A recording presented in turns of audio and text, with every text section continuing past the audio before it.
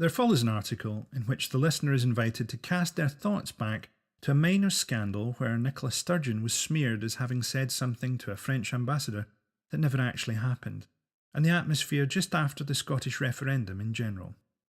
In retrospect, what is more beautifully Scottish than conjuring up a vision of hope and possibility and then voting against it?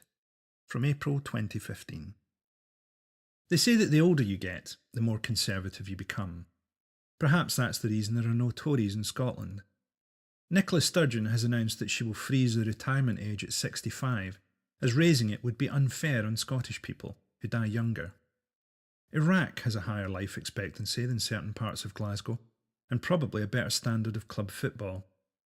I often wonder if the real reason the Royals holiday in Balmoral is so that they can use Scottish staff to teach their children about mortality, in the same way that you and I would let them have a hamster.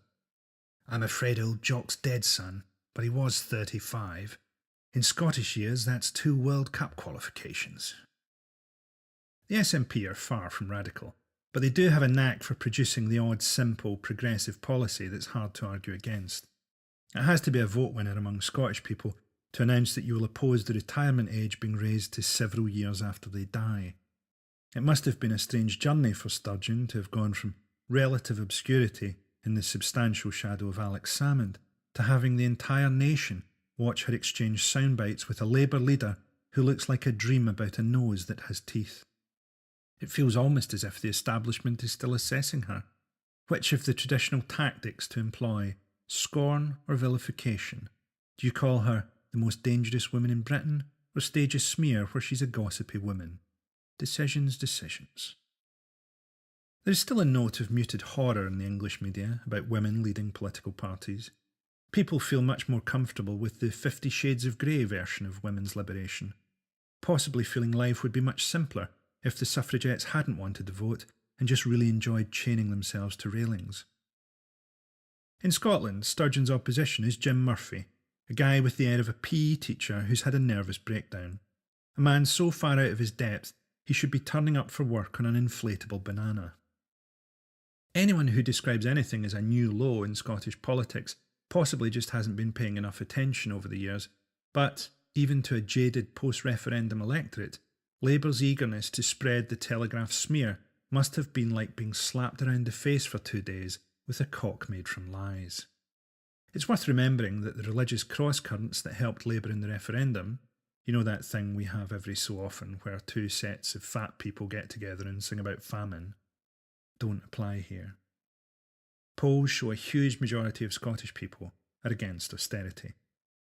Scottish Labour's strategy can be broadly summarised as get a bunch of stories that don't really bear any scrutiny into the tabloids and hope that nobody in Scotland owns a computer.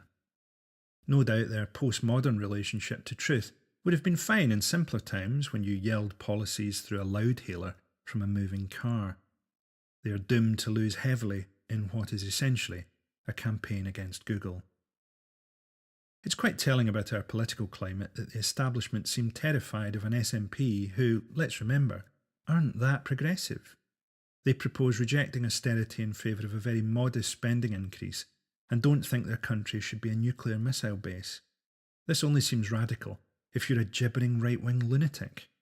It's just unfortunate that so many of those people own newspapers. Who wants to work past 65 anyway? I'm 42 and I feel terrible. The noise I make getting out of a chair sounds like somebody has thrown a fairly solid hook into the body of a gay werewolf. Surely after 65, you should be free to potter around your shed, not seeing enough of your grandkids and wishing that your mates weren't dead. Taking pointless cruises where getting dinner is like going to a China buffet king on roller skates.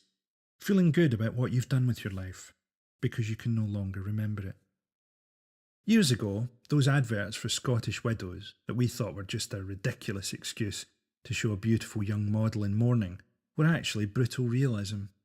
A 29-year-old Scottish widow isn't fantasy.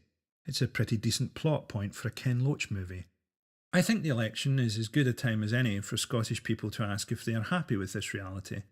I mean, wouldn't it be nice to live in a country where it was the people who broke the social contract by making people work longer that provoked press scrutiny? It might just be nice to live in a country where a politician got the same amount of coverage for a progressive announcement as for something they didn't say. It might even be nice to live in a country where when people mentioned life expectancy, we were talking about the quality of life we expected rather than just the quantity.